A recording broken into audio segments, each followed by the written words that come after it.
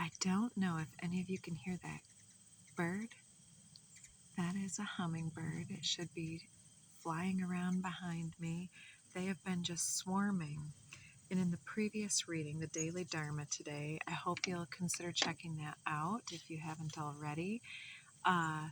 Just as I was saying something about following the signs and synchronicities in our lives, then came a delivery truck driver, and they were playing this song, which I shared on the community page. It was, I guess it was every little move you make, every little step you take, I'll be missing you. And I didn't think about it, but I think that there's some controversy about the guy who remade that, but whatever. It wasn't shared because of any controversy, so forgive me, it just came to me now. But yeah, it was all coming up with the hummingbird, and oh my god, the card that just flew out is Watchers, transpersonal. I accidentally said, every step you take, every move you make, I'll be watching you, in the first video when I heard that song and was coming back on live because I paused it. And so I think I was confusing two songs, but it's almost like it was on purpose, which was part of that message as well. Even mess ups are on purpose.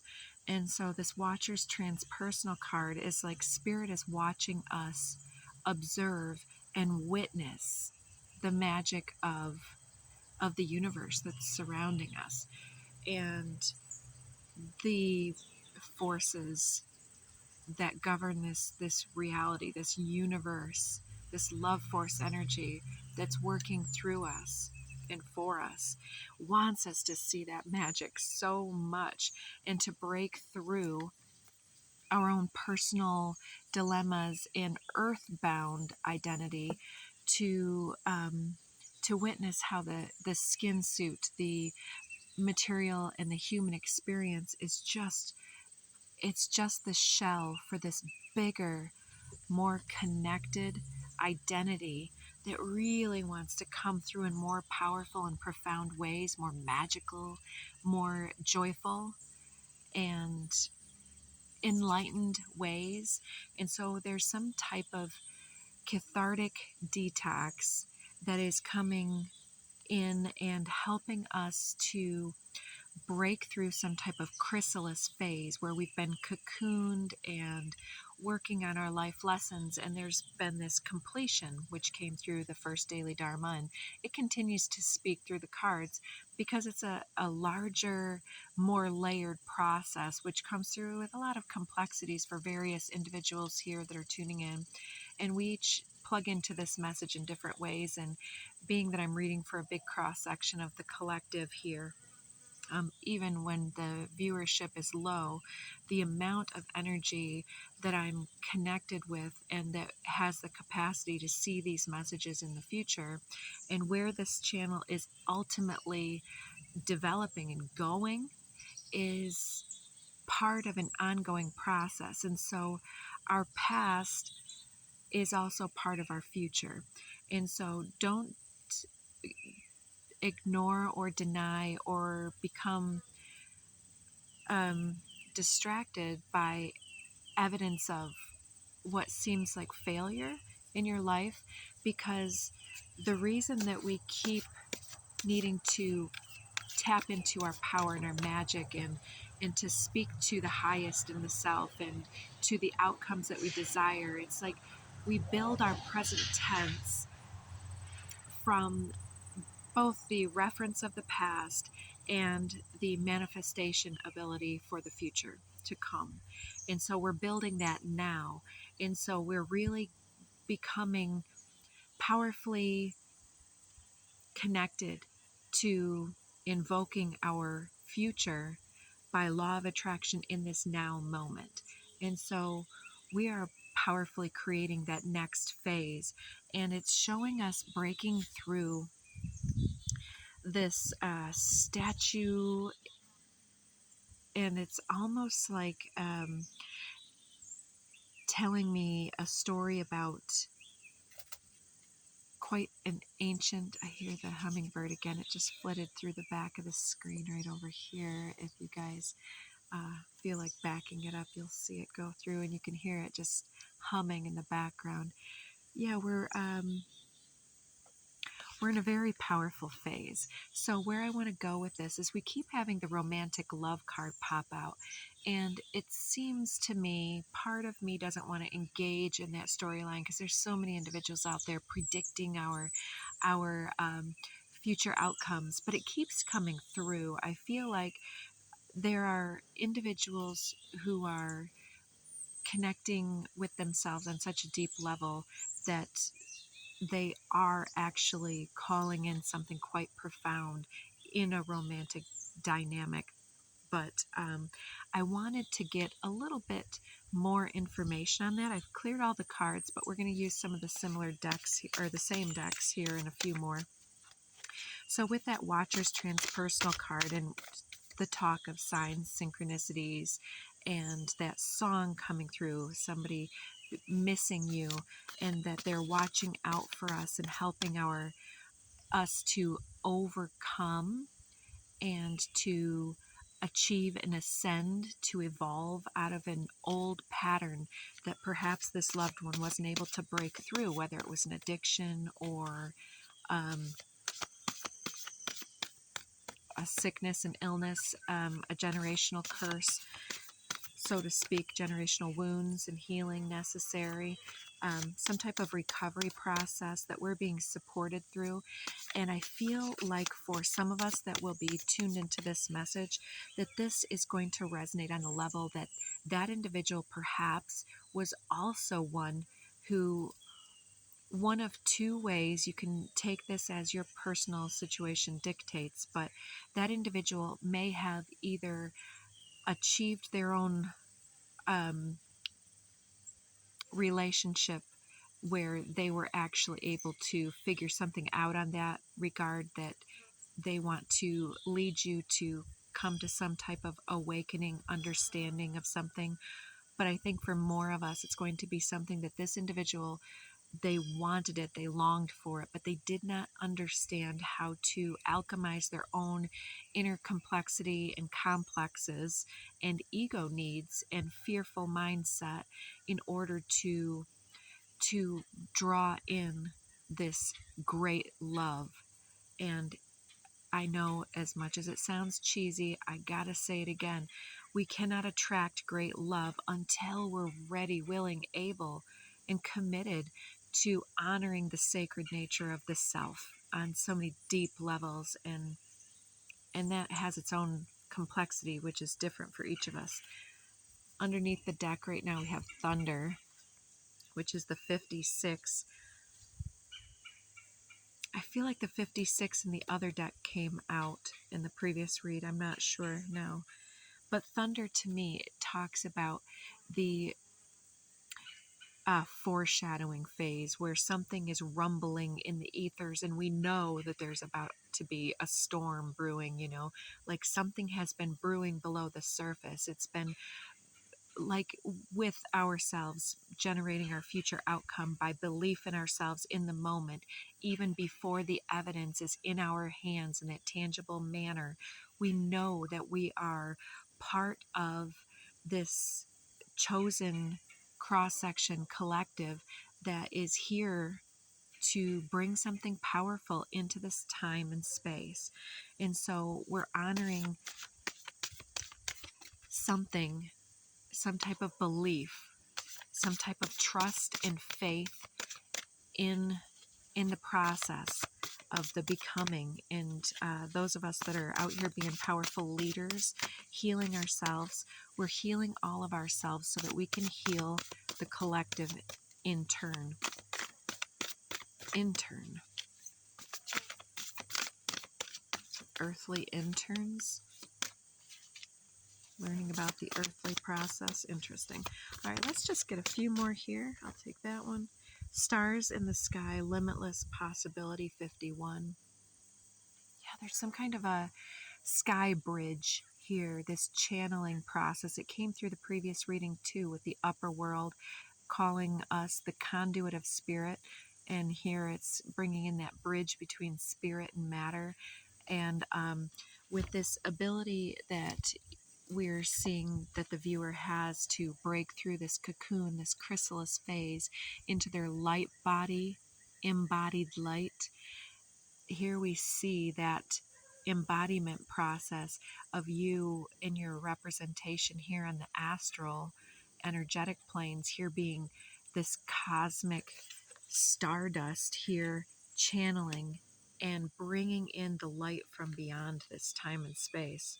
Moving out of stagnation, 15, the dust devil underneath. So the 15 comes out on the bottom when the 51 is the card that came out. There's some type of flip-flop, flipped script, mirroring and duality process that you are breaking through.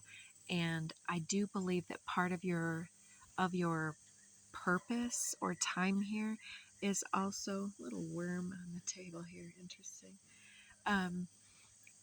Part of this process is for you to model this to others, to show people how to have or at least entertain and consider the higher enlightened mindsets and perspectives with a non confrontational stance. So offering up the idea that these individuals can stretch their minds and that we're not here to fight them. We're only here to, share another viewpoint and let them choose for themselves to make their own decisions. Like, yeah, there's a lot of that out there. So let's just keep going. The medicine wheel. Yes, and look at the hummingbird there on the top. Signs and synchronicities. 35. You may also resonate with some of these other totem animals. There's this lion, tiger energy, cheetah perhaps, and then also eagle, serpent. You might be year of the snake, year of the cat. Yeah, those hummingbirds are busy getting nectar from all of my flowers. It's such a, it's extra for me right now. Joyful muse. Yes, it's such a delight and a joy. I wanted to say that and I didn't want to be too cheesy, but here it is nonetheless. 33. Joyful muse. Inspiration. So Spirit wants to show up in our lives to help delight us out of any type of stagnancy or limiting ideas about things, any type of complacency or apathy, and wants to draw us back out of that lower vibrational state of stagnant energy and to re-inspire us to get back into the swing of things, to reinvigorate our creational ability, this co-creation aspect of self, because that's healing for us. Being a channel for spirit often comes in ways of being a dancer, being a singer, even if this is you thinking it's just like your shower time and you're just humming, or time on your own. But this is us opening the mouth and allowing the soul urge, the cosmic conduit, to speak vibrational resonance of joy and passion through our beingness and to broadcast it out in the light codes. It's like the enlightenment process is us bringing down into the body fully these light codes until such point as we become too big for our britches. That's one of the things my mom used to say, too big for your britches. And yes, sometimes this earthly realm can seem not quite big enough, not quite expanding enough. But I think that sometimes when we feel limited in those ways, it's only those momentary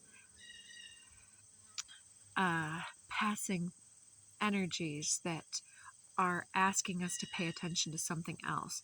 When we are restricted, when we're delayed, when we have to take these detours, it's in order to either pick something up or to take the long way around. To formulate a delay helps us to sink back into a different energy or mindset. And if we can do so joyfully, if we can trust the process, then we are actually a channel for that magic to work through us, and then we become the inspiration in this time and space. And it doesn't matter if we're painters, musicians, empaths, and yeah, there's that cat energy again too. And it's a very cheesy cat in this way, but it's like sometimes we really have to allow ourselves to be re-delighted by what is seen to be too cheesy or too much or extra. You know, maybe some of you can sometimes identify with channeling peacock energy, which is more ostentatious, more flamboyant, very colorful, very knows their beauty and their exotic nature, and doesn't necessarily feel obligated to hide that or to subdue that from other people's scrutiny. So that comes through as part of what is so delightfully alluring about your energy. You are stardust, and so you represent that transpersonal soul connection that other individuals are really longing for in this life. And you reawaken that delighted part of their inner nature that sometimes is hard to plug into and to rediscover in oneself without somebody who's ready, willing, and able to be the muse, to be the inspirational force in our lives. So actually, I want to, instead of that one, I want to move into this Akashic Tarot deck. So again, we're looking for some further information about the romantic nature that keeps trying to speak to us in the readings, and that I resist giving voice to because it seems like that extra cheese that comes with the supersized tarot readings that individuals like to put out there, which is great for them, as either clickbait or whatever it might seem to be. Oh boy, what a combo.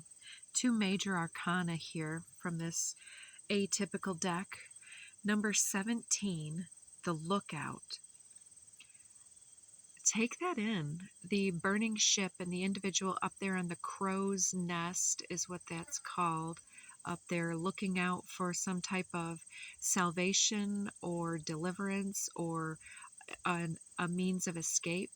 So this individual needs to jump off that ship before it's fully engulfed, because at some point the lower deck is going to be completely engulfed and they won't be able to make their escape. And I'm not saying that to get engaged in fear frequency. I want to say that metaphorically. It's like, get out while the getting's good. If something has proven itself to you time and again, it's not your destiny to go down with some kind of a sinking ship. You know, sometimes the most loving thing we can do is to let somebody go back into their own energy and to make their own choices for their life. And it can be troubling for us, but it can also be liberating if we find that a situation such as a love relationship or with a loved one that keeps these old narratives in place that block us from fully embodying our light or our extra cheesy nature, or somebody who wants to tell us that we don't have the right stuff to be our peacock nature. You know, that's your opinion, and opinions are like a-holes. Everybody's got one. Hilarion. It's hilarious. And sometimes it's ludicrous, the situations that we tolerate and put up with that we don't need to put up with. If it creates more confusion than fulfillment, then maybe it's not the right path for you. If something remains some type of enigma and makes your brain hurt, and it saps you and drains you of energy, then perhaps that energy is something that's, you know, I want to say stealing our energy, but us releasing our energy to something that isn't actually in a position to be built upon and to be mutually inspiring.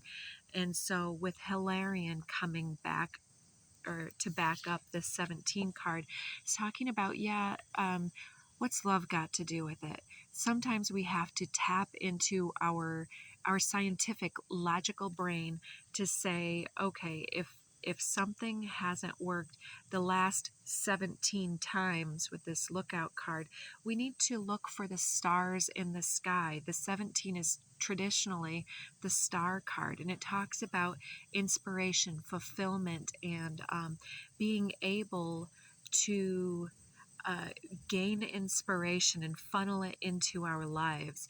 And so Hilarion also shown with these ghosts of the past type energies in the background, these ancestors, some type of literal mediumship capacity wants to work through you. And if a situation is draining you or gaslighting or standing in the way of your breakthrough, then it's time that those energies were given a less prominent position in our lives and in our perspectives, because it's time for us to heal our joy nature, because it is so needed at this point in time. And so part of this is redirecting and taking energy back from situations, whether these are ancient history exes that we had situations with before, childhood issues, or inner narratives, not believing that we have the right stuff, or so on. It does not necessarily matter why we have these things. Sometimes it can be helpful to get those ideas just to move beyond them. But with Hilarion, it's like we're getting back into our divine gifts and into our purpose, and we're really healing something. I want to get more cards before we run out of time. 7 of Roses is the watery energy of the cups. And it's talking about, we have a lot of options. Look at all these ships out to sea here. There's a lot of ships in the ocean, right? And there's a lot of potential possibilities. Possibilities are limitless when we embrace all that we are and stop advocating for limitation or justifying the bad behaviors or ill projections of others and so on. And when we stop engaging the arguments that these things would trigger in us and start paying attention to the glimmers and the little magical anomalies that want to draw our attention back to the inspiration, because that's what we can feed into the next leg of this journey. And with Lookout 17, 5, and then 7 of Roses, both of those ships, it's like maybe we are seeing this safe harbor up ahead and ready to just kind of swim that last leg of the journey, and just to take stock of where we're at and where we're going from here. Queen of Scrolls, whatever your gender, I sense that you're really getting into your feminine wisdom about why this was necessary and what types of energy, and it's about the intellectual awareness of our receptive nature. It really kicks bad energies out of our brain, and it's like that inner voice of doubt or self-judgment or judgment of others, however it works in your mind, and it takes back the power from those faulty concepts and perceptions and says, I am the master of my domain. I am the master of my mental capacity, especially with Hilarion here. And look under the deck. Paths unknown, 8 of Scrolls. So this Queen of Scrolls understands that she's the master of her ship, is standing at the helm, has gathered up all of her resources and knowledge and wisdom and blessings and lessons, which came into the previous reading as blessings. I don't know why. And 8 of Scrolls is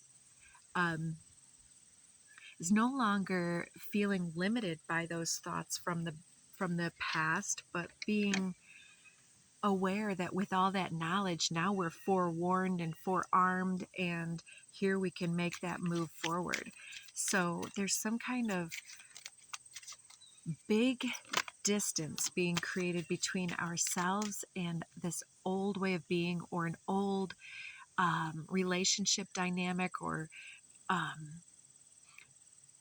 what is that word? An old archetypal partner. Like maybe you've always dated people that couldn't validate your emotions. Maybe you had relationships with people who were controlling, or always needed to be in charge or make all the decisions, or maybe you were the person in these different situations that was like that. And through this process here, now you are healing that in yourself and being guided and tapping into that guidance to use your intuition in a more powerful way, to take into context all of the possibilities. You're no longer resonating with that old cycle.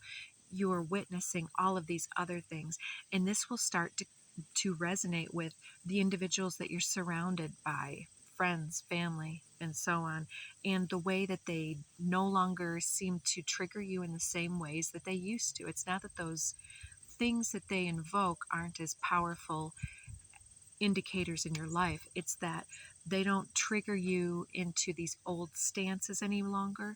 It triggers you in the positive sense to bring forth more of your wisdom, and to, instead of saying something defensive, to then say something more, giving it back to them and saying, well, it sounds like what you're saying is such and such, or, well, that makes me curious. How do you feel about blah, blah, blah, blah, blah? We, instead of taking it into ourselves, we let them just sit with what they just said or offered up.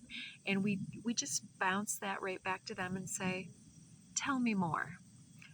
And that invitation shows them, perhaps, it either helps them to show their intentions, or it shows them to themselves, hopefully, where they can then look into themselves.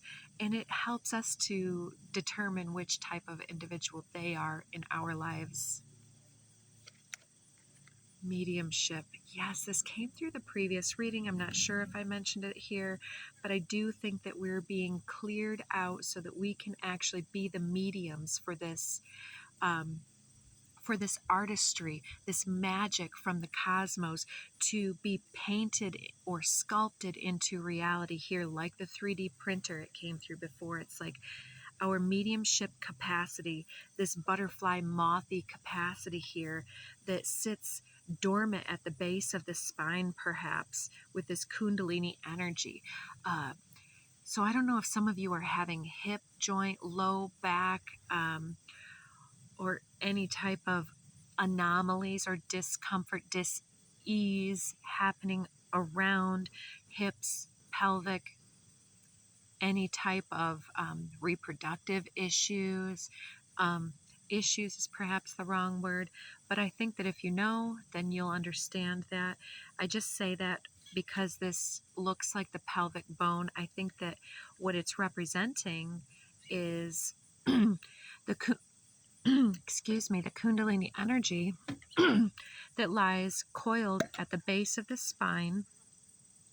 And when it doesn't have the proper channels to be expressed and to move about freely within our energy,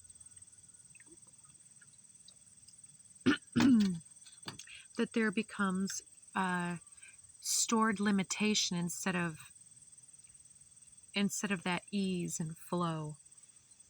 So as we start to embody more of this light, as we begin to trust it more so, to see more potential and possibilities, and to see more self-love that is then the precursor to witnessing it coming back to us, reflected back to us in the mirror of other, then those issues start to heal themselves, because we're healing all of us, then all of the body starts to follow. So if you've had recent pains or energy stored in the body, you'll start feeling that being healed. I feel like I said that several times in a row. Starseed, absolutely. Stars in the sky. What did we say? You are that transpersonal energy coming through in this lifetime. You are a conduit of starseed energy here on purpose. You're recognizing this within yourself, and as you have this glow up energy, your solar plexus is literally just on point and really coming forward with this joyful muse. And as you utilize that broadcast nature that you have, your artistry is painting this world. I'm hearing that song, Paint the Town Red. Yeah. Hey, I said what I said. That's not the way it goes, but if you know, you know. Right.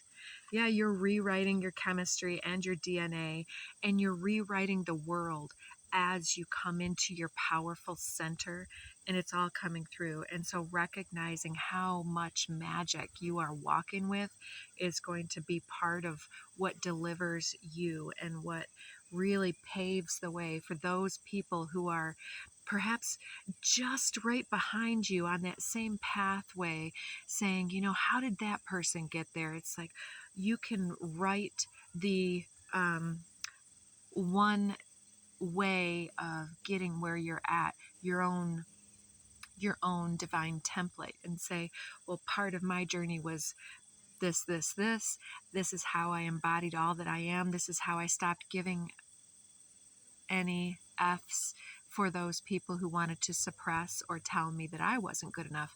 And one of those people being the inner faulty narrative that needs to be detoxed and dismissed. It comes from somewhere.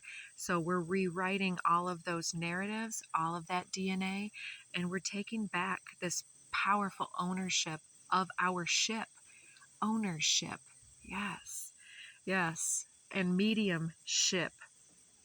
So we've got a lot of ships here and a lot of stars, and so you're putting stars in other people's eyes, and helping tap into your intuition, and recognizing what the journey has been for you is what's going to unlock it for others. So we had one fall off right away. Single-mindedness, choose your own path and what is best suited for you, not what somebody else would have you do. Leaping through the air, you're about to take a leap. A quantum leap, critical mass is reached. A plan you've made is on track. If you're waiting for something, get to work and stop putting off those ideas and projects that you've been considering. Thank you so much for tuning in.